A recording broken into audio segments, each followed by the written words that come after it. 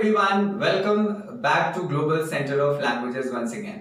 So friends, आज का हमारा जो टॉपिक है वो है स्पॉटिंग एरर्स, जो कि एक बहुत ही इंपॉर्टेंट टॉपिक है, खास तौर पर अगर आप किसी कंपेटिटिव एग्जाम की प्रिपरेशन कर रहे हो और मन में सवाल उठता है कि स्पॉटिंग एरर्स की तैयारी कैसे की जाए। तो आज की क्लास में हम इसी पर डिस्कशन करने वाले हैं और बहुत सारे रूल्स जो कि स्पॉटिंग एरर्स की प्रॉब्लम को सॉल्व करेंगे उन पर भी हम डिस्कशन करेंगे।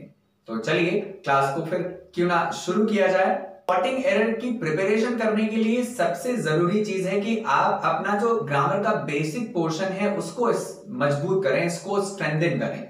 और बेसिक पोर्शन को मजबूत करने के लिए आपको टेंशन लेने की जरूरत नहीं है, क्योंकि हमारे चैनल ने आपको ग्रामर से रिलेटेड जितने भी बेसिक टॉपिक्स हैं उनका एक्सप्लेनेशन दिया हुआ है। बस आपको करना कुछ नहीं है, बस चैनल पर जाइए, जो भी बेसिक टॉपिक्स हैं उनको बस रिवाइज करना है।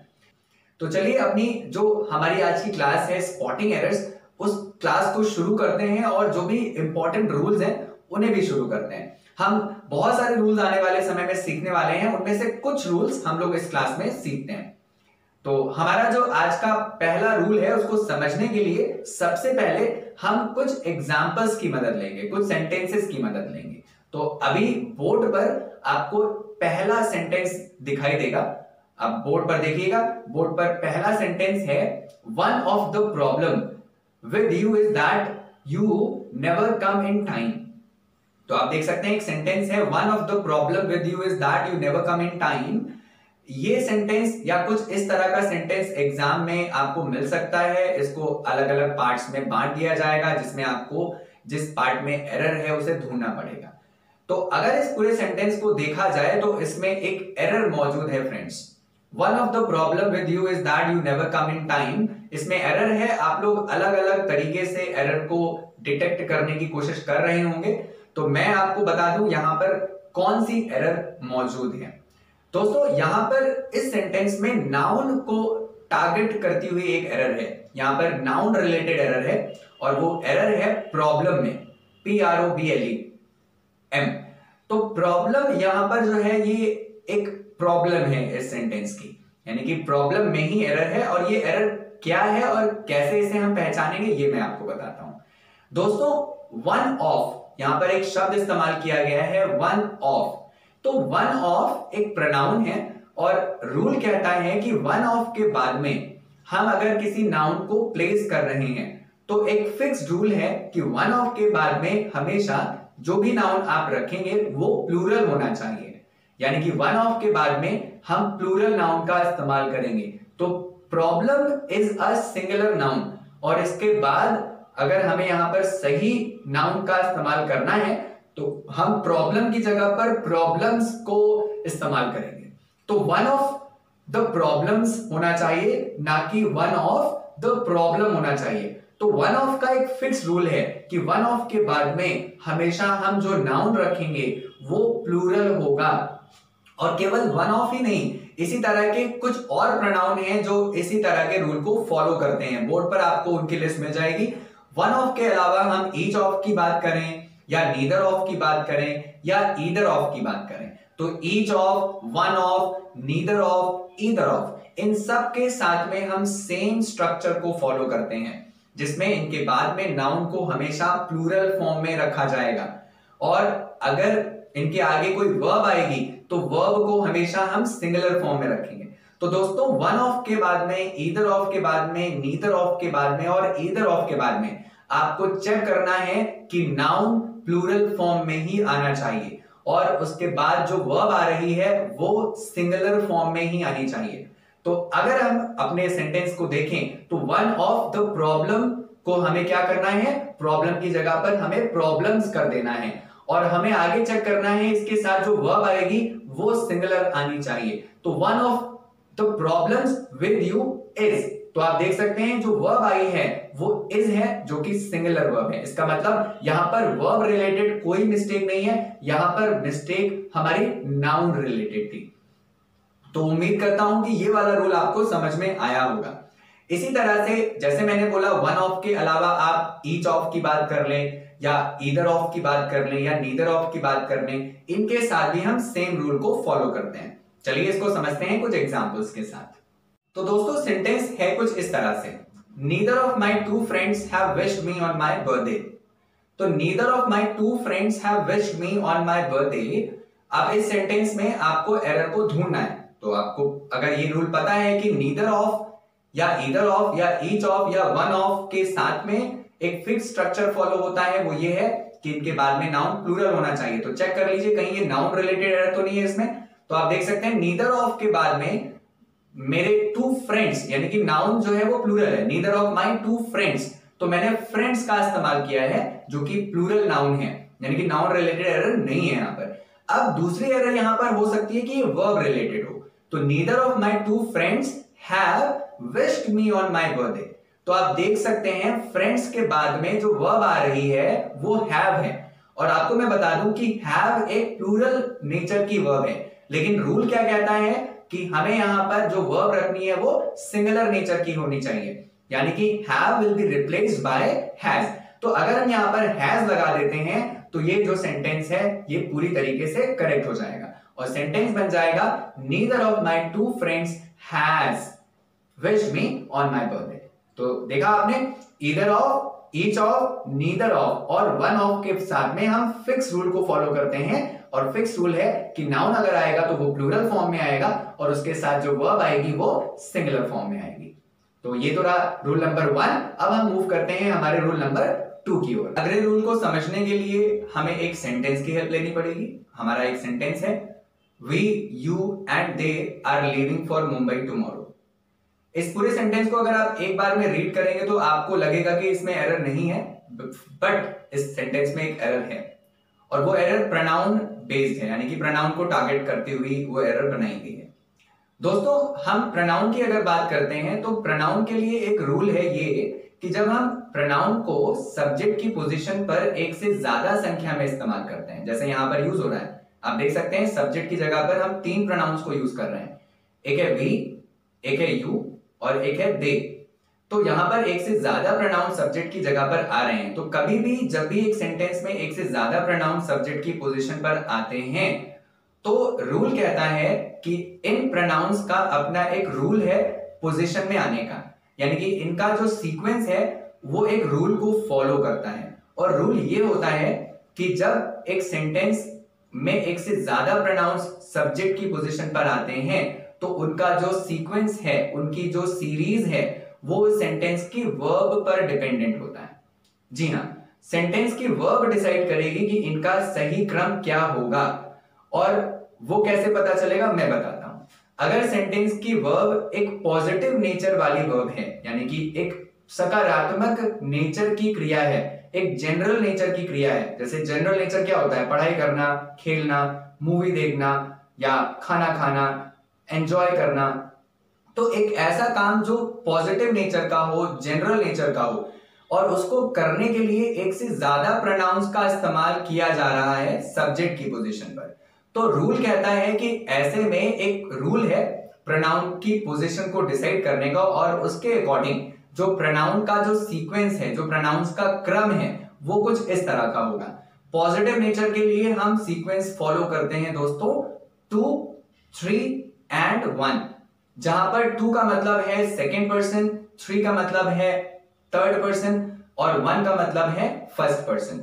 तो सेकेंड पर्सन की कैटेगरी में हम शामिल करते हैं यू नाम का प्रोनाउन। थर्ड पर्सन की कैटेगरी में आता है ही, शी, इट और दे। और फर्स्ट पर्सन में हम शामिल करते हैं आई और वी को। तो आप आसानी से आप एरर को देख सकते हैं कि यहां पर सीक्वेंस में गड़बड़ी कर दी गई है। पहले वी को रखा गया, फिर यू को रखा गया और दे को रखा गया। लेकिन रूल क्या कहता है कि जब एक वर्ब पॉजिटिव नेचर की हो, भाई we are leaving for Mumbai tomorrow, हम मुंबई के लिए रवाना हो रहे हैं कल, तो इसमें कोई हार्म तो है नहीं, कोई बुराई तो है नहीं। तो यानी कि हम यहाँ पर प्रोनाउन के पॉजिटिव सीक्वेंस को फॉलो करेंगे। तो रूल के हिसाब से पहले सेकेंड पर्सन आना चाहिए था, यानी कि पहले यू आना चाहिए, फिर थर्ड पर्सन आना चाहिए यानी कि दे, और लास्ट में हमें वी को रखना है। तो अगर सही सीक्वेंस बनेगा तो ये हो जाएगा you, they and we are leaving for Mumbai tomorrow. तो दोस्तों ये रहा सेकेंड रूल। इसी तरह से एक सेंटेंस चलिए और ले लेते हैं। जैसे अगर मैं कहूं कि I and you will go to a marriage tomorrow. तो अगर हम कहते हैं I and you will go to marriage tomorrow, तो जनरली हमें ये सेंटेंस गलत नहीं लगता है, लेकिन ये सेंटेंस भी गलत है, क्योंकि यहां पर हम सब्जेक्ट की जगह पर एक से ज्यादा प्रोनाउंस को यूज कर रहे हैं और यहां पर प्रोनाउन के सीक्वेंस में गड़बड़ी की गई है। यहां पर आई और यू का इस्तेमाल हमने किया है, लेकिन आप इस सेंटेंस की जो वर्ब है उसको अगर देखें तो वो पॉजिटिव नेचर की है, यानी कि शादी अटेंड करने जा रहे हैं भाई, खुशी की बात है। तो यानी कि यहां पर सीक्वेंस आना चाहिए 2 3 1। हालांकि यहां पर 3 प्रोनाउन नहीं है, लेकिन अगर कोई भी प्रोनाउन मिस होता है, स्किप होता है, तो उसको छोड़कर जो सीक्वेंस बन रहा है हम उसे फॉलो करते हैं। जैसे 2 3 1 में यहां पर आप देखेंगे आई एंड यू, आई जो कि फर्स्ट पर्सन का प्रोनाउन है और यू जो है सेकेंड पर्सन का प्रोनाउन है। तो पहले यहां पर फर्स्ट पर्सन को रख दिया गया है और बाद में सेकेंड पर्सन को रखा गया है, लेकिन रूल के हिसाब से सेकेंड पर्सन को पहले रखना चाहिए। तो अगर यहां पर हम सही सीक्वेंस प्रोनाउन का रखें तो ये हो जाएगा you and I will go to the marriage tomorrow. तो you and I will go to the marriage tomorrow, तब ये सेंटेंस सही हो जाएगा दोस्तों। चलिए एक सेंटेंस ऐसा ले लेते हैं जिसमें नेगेटिव नेचर की वर्ब हो। जैसे अगर मैं कहूं कि I you and he will beat Rohan tomorrow. तो I you and he will beat Rohan tomorrow. तो यहां पर आप देखेंगे यहां पर काम क्या हो रहा है, बीट करना, यानी कि पिटाई करना, और पिटाई करना एक नेगेटिव नेचर की वर्ब है। तो नेगेटिव नेचर की जब भी वर्ब आती है दोस्तों, तो उसके लिए एक रूल है, और वो रूल ये है कि जो सीक्वेंस होना चाहिए वो होना चाहिए first person, second person and third person. तो फर्स्ट पर्सन यानी कि इसमें हम आई या वी को यूज करेंगे, सेकेंड पर्सन यानी कि यू को इस्तेमाल करेंगे, और थर्ड पर्सन यानी कि ही शी इट या दे को इस्तेमाल करेंगे। तो अगर इस सेंटेंस को देखा जाए तो सेंटेंस कुछ इस तरह का बनाया गया है, I you and he will beat Rohan tomorrow. तो इस सेंटेंस में कोई भी ग्रामेटिकल एरर नहीं है, क्योंकि यहां पर प्रोनाउन का सीक्वेंस बिल्कुल ठीक रखा गया है। तो जब भी प्रोनाउन एक से ज्यादा संख्या में हो और वर्ब नेगेटिव नेचर की हो, नेगेटिव नेचर यानी कि कोई भी नकारात्मक काम, इलीगल काम, तो ऐसे में हम सीक्वेंस फॉलो करते हैं 1 2 3। तो यहां पर हमने 1 2 3 को ही फॉलो किया हुआ है। बोला गया है I you and he will beat Rohan tomorrow. तो इस तरह से ये प्रोनाउन के सीक्वेंस से रिलेटेड रूल है जो अक्सर एग्जाम्स में पूछा जाता है। उम्मीद है कि ये वाला रूल भी आपको समझ में आ गया होगा। तो चलिए अब हम अगले रूल की तरफ बढ़ते हैं। सो दोस्तों हमारे अगले रूल को समझने के लिए चलिए फिर से एक नया सेंटेंस लेते हैं, एग्जांपल लेते हैं। तो सेंटेंस कुछ इस तरह से है, many a tourist got injured in the plane crash yesterday. यानी कि कल जो प्लेन क्रैश हुआ उसमें कई सारे जो पर्यटक थे वो बुरी तरीके से घायल हो गए हैं। तो इस सेंटेंस में आपको एरर ढूंढनी है दोस्तों। तो अगर आप ध्यान से देखेंगे तो इसमें एक एरर है और वो एरर मैं बताता हूं दोस्तों। यहां पर हम एक शब्द इस्तेमाल कर रहे हैं मेनी। तो ध्यान देंगे मेनी का इस्तेमाल दो तरीके से होता है। मेनी एक एडजेक्टिव है जिसके तुरंत बाद में हम प्लूरल नाउन को इस्तेमाल करते हैं। तो मेनी के तुरंत बाद में प्लूरल नाउन आता है और उसके साथ वर्ब भी प्लूरल होती है। लेकिन अगर हम मेनी के साथ में आ लगा देते हैं, ध्यान रखिएगा, नोटिस करिएगा, ये वाला रूल यहां पर फॉलो हो रहा है। अगर हम मेनी के साथ में आ लगा देते हैं तो इसका स्ट्रक्चर चेंज हो जाता है। तो मेनी के साथ अगर आ लग जाता है तो रूल के हिसाब से इसके साथ जो नाउन आएगा वो सिंगुलर हो जाएगा और जो वर्ब आएगी वो भी सिंगुलर हो जाएगी अगर वो प्रेजेंट टाइम में है तो इस सेंटेंस को आप साफ साफ देख सकते हैं, इसमें आपको एरर समझ में आ जाएगी। मेनिया के बाद में नाउन सिंगुलर आना चाहिए, लेकिन यहां पर नाउन को प्लूरल रखा गया है। यानी कि टूरिस्ट एस की जगह हमें एस को हटाकर टूरिस्ट को सिंगुलर बनाना है। तो अगर हम एस हटा देते हैं तो हमारा सेंटेंस पूरी तरीके से सही हो जाता है।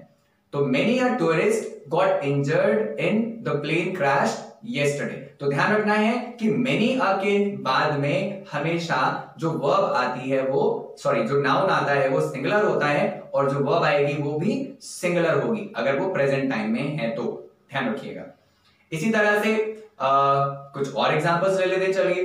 तो हमारा जो अगला सेंटेंस है वो कुछ इस तरह का है, many a man have been working under मी।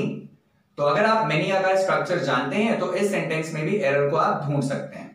जैसा कि हमें पता है मेनी अ के बाद में नाउन सिंगुलर आना चाहिए। हम चेक कर लेंगे कि नाउन सिंगुलर आया कि नहीं। तो हम देख सकते हैं मैन, MAN, जो कि सिंगुलर नाउन है। इसी के साथ आगे अगर वर्ब अपने प्रेजेंट फॉर्म में आई है तो उसको अपने सिंगुलर नेचर में आना पड़ेगा। लेकिन हम क्या देख रहे हैं, हम देख रहे हैं कि भाई वर्ब जो है वो प्लूरल नेचर की है, यानी कि हैव आया हुआ है। तो हमें यहां पर हैव को इस्तेमाल ना करके इसका सिंगुलर नेचर यूज करना है, जो कि होता है हैज। तो many a man has been working under me. तो उम्मीद करता हूं कि मेनी अ वाला जो रूल है वो भी आपको समझ में आ गया होगा। इसी तरह से अगर मैं मेनी आ की जगह पर यहां पर मेनी लगा देता तो इसके बाद में जो नाउन आता वो प्लूरल होता और जो वर्ब होती वो भी प्लूरल होती। जैसे मेनी मेन, मेनी के बाद में हम मेन लगा देंगे और वर्ब प्लूरल ही रहेगी, have been working under me. समझ में आ गया होगा ये रूल। तो चलिए अगले रूल की तरफ बढ़ते हैं। तो दोस्तों अगले रूल को समझने के लिए फिर से एक एग्जांपल लेते हैं। एग्जांपल कुछ इस तरह का है बोर्ड पर। सेंटेंस है, none of the two girls who are present there appear to be interested in your project. तो देख सकते हैं सेंटेंस है, none of the two girls who are present there appear to be interested in your project. इस sentence में आपको error को ढूंढना है। तो मैं आपको बता दूं यहां पर जो एरर है वो प्रोनाउन बेस्ड एरर है। आपको बता दूं कि जो नन ऑफ होता है दोस्तों, नन ऑफ के साथ में नन ऑफ का इस्तेमाल हमेशा हम दो से ज्यादा चीजों के लिए करते हैं। तो यहां पर देख सकते हैं सेंटेंस में जो गर्ल्स हैं वो दो ही हैं, यानी कि नन ऑफ का इस्तेमाल दो चीजों के लिए नहीं हो सकता। तो ऐसे में हमें यहां पर वो प्रोनाउन लगाना है जो दो चीजों के लिए यूज होता हो। तो नन ऑफ को हम रिप्लेस कर देंगे नीदर ऑफ से। तो अगर सेंटेंस को सही बनाना है तो हम बोलेंगे neither of the two girls who are present there appear to be interested in your project. तो यहां पर ध्यान देंगे कि नीदर ऑफ का यूज होगा क्योंकि यहां पर लड़कियों की संख्या दो है। तो नियम के हिसाब से नीदर ऑफ का इस्तेमाल हम दो लोगों के लिए, दो चीजों के लिए कर सकते हैं। दो से ज्यादा चीजों के लिए अगर हमें इस्तेमाल करना है तो हम उस समय नन ऑफ का यूज करेंगे। यानी कि यहां पर प्रोनाउन का सिलेक्शन गलत किया गया था। तो अगर हम यहां पर इस सेंटेंस को सही बनाना चाहें तो यहां पर संख्या दो से ज्यादा बढ़ानी पड़ेगी और इसको कुछ इस तरह से बोलना पड़ेगा, none of the four girls who were present there appeared to be interested in your project. दो से संख्या ज्यादा कोई भी हो सकती है। यहां पर मैंने 4 बोला है, आप दो से ज्यादा कोई भी संख्या रख सकते हैं। अगर नन ऑफ का इस्तेमाल आपको करना है तो दो से ज्यादा चीजों के लिए इसका इस्तेमाल करिएगा। तो ये रहा हमारा ये वाला रूल। इसी तरह से चलिए मुड़ते हैं अगले रूल की तरफ। हमारे अगले रूल को समझने के लिए फिर से हम एक एग्जाम्पल की हेल्प लेते हैं। सेंटेंस है, one should do his duty sincerely. तो इस सेंटेंस में आपको एरर को ढूंढना है। ये सेंटेंस बिल्कुल गलत है, मैं सारे सेंटेंसेस रॉन्ग दे रहा हूं, आपको इनमें एरर्स को ढूंढना है। आप में से बहुत सारे लोग एरर ढूंढ ले रहे होंगे लेकिन बहुत सारे लोग नहीं ढूंढ पा रहे होंगे, तो मैं रूल्स आपको बताता चल रहा हूं। तो सेंटेंस है, one should do his duty sincerely. तो दोस्तों एक रूल है, यहां पर हम एक प्रोनाउन यूज कर रहे हैं वन, ONE, जो कि एक इंडेफिनिट प्रोनाउन के नाम से जाना जाने वाला प्रोनाउन है। इसके लिए एक रूल बनता है कि one is always followed by ones. One को हमेशा हम वंस के साथ रखते हैं, यानी कि इसके साथ हम हिज का इस्तेमाल नहीं कर सकते। तो यहां पर एरर जो है वो एडजेक्टिव के साथ ही, हिज के साथ थी। तो वन के साथ में हम वंस को इस्तेमाल करते हैं। तो one should do his duty की जगह पर आपको लिखना है वंस ड्यूटी। तो one should do once duty sincerely, और फिर ये सेंटेंस सही हो जाएगा।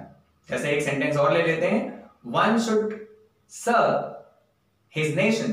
तो one should serve his nation, हर एक व्यक्ति को अपना जो देश है उसकी सेवा करनी चाहिए। तो यहां पर सेम एरर है, one should serve his nation की जगह पर आप लिखेंगे one should serve once nation. तो one is always followed by once, not his. तो ये बहुत ही मजेदार और आसान रूल था, उम्मीद है समझ में आ गया होगा। तो मूव करते हैं हमारे अगले रूल की तरफ। दोस्तों हमारा जो अगला रूल है उसको समझने के लिए फिर से आपके लिए बोर्ड पर एक सेंटेंस है I have some information which I want to share with you. आपको इसमें एरर ढूंढनी है।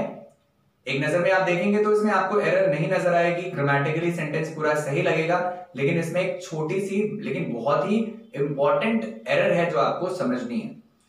दोस्तों हम कुछ शब्दों की अगर बात करें, जैसे हम बात करते हैं सम, जैसे हम बात करते हैं सेम, हम बात करते हैं नथिंग, हम बात करते हैं एनीथिंग, हम बात करते हैं ऑल, हम बात करते हैं नन, ये ऐसे शब्द हैं, यहां बात करते हैं ओनली, ये ऐसे शब्द हैं अगर इनका इस्तेमाल एक सेंटेंस में हुआ है और उस सेंटेंस में इनके बाद में हम किसी रिलेटिव प्रोनाउन का इस्तेमाल कर रहे हैं, रिलेटिव प्रोनाउन जो यहां पर हम विच के रूप में यूज कर रहे हैं, जो कि एक रिलेटिव प्रोनाउन का रोल प्ले कर रहा है, तो रूल क्या कहता है कि इन स्पेसिफिक शब्दों के बाद अगर रिलेटिव प्रोनाउन को यूज करना है तो आपको एक फिक्स रिलेटिव प्रोनाउन यूज करना है, वो है दैट। यानी कि हम विच का इस्तेमाल यहां पर नहीं कर सकते क्योंकि यहां पर सम शब्द आया है। तो अगर मैं कहता हूं I have some information, I have some information, तो सम होने की वजह से हम यहां पर रिलेटिव प्रोनाउन विच यूज नहीं करेंगे, हम यहां पर दैट नाम का रिलेटिव प्रोनाउन यूज करेंगे। और सेंटेंस को सही बनाना है, बस दैट लगा दीजिए, I have some information that I want to share with you. जैसे कि हम बोलते हैं all that glitters, तो all that glitters is not gold, तो all का इस्तेमाल हम कर रहे हैं इसलिए हम इसके साथ में that लगा रहे हैं। तो all हो, चाहे वो only हो, चाहे वो anything हो, चाहे वो something हो, चाहे वो some हो, चाहे वो same हो, वो सारे शब्द अगर हम इस सेंटेंस में इस्तेमाल करते हैं और इनके बाद हम रिलेटिव प्रोनाउन लगाना चाहते हैं तो हमें रिलेटिव प्रोनाउन दैट का ही इस्तेमाल करना है। एक सेंटेंस और ले लेते हैं। सेंटेंस देखिए बोर्ड पर है, it is the same book which you recommended me to read last week. तो it is the same book which you recommended me to read last week. तो इस सेंटेंस में आपको एरर ढूंढनी है और अगर आपको रिलेटिव प्रोनाउन वाला रूल समझ में आ गया है तो आप इजीली एरर को ढूंढ लेंगे। यहां पर आप देख सकते हैं हम सेम शब्द का इस्तेमाल कर रहे हैं और इसके तुरंत बाद आगे विच का इस्तेमाल हुआ है और विच यहां पर सही नहीं है, it should be replaced by relative pronoun that. तो हमें विच की जगह पर यहां पर दैट का इस्तेमाल करना है और ये सेंटेंस पूरी तरीके से सही हो जाएगा। तो दोस्तों ये था हमारा रिलेटिव प्रोनाउन से रिलेटेड रूल। दोस्तों इसी तरह से आपको बहुत सारे ऐसे और रूल्स मैं आपको बताने वाला हूं, उसके लिए आपको लगातार वीडियोस को देखते रहना है, चेक करते रहना है। अगले वीडियो में ऐसे ही बहुत सारे और इंपॉर्टेंट रूल्स को मैं शेयर करूंगा आपके साथ। और आज का वीडियो, आज की क्लास आपको अगर अच्छी लगी हो तो कमेंट में अपने कमेंट जरूर डालिएगा। इस क्लास को, इस वीडियो को लाइक जरूर दे दीजिएगा और चैनल सब्सक्राइब नहीं किया है तो सब्सक्राइब करके बेल आइकन जरूर प्रेस करिए ताकि आपको सारे अपडेट्स टाइम टू टाइम मिलते रहें। तो मिलते हैं जल्द ही अगली क्लास में नए रूल्स के साथ जो कि आपकी स्पॉटिंग एरर्स की प्रॉब्लम को सॉल्व करेगा। आज के लिए थैंक यू सो मच।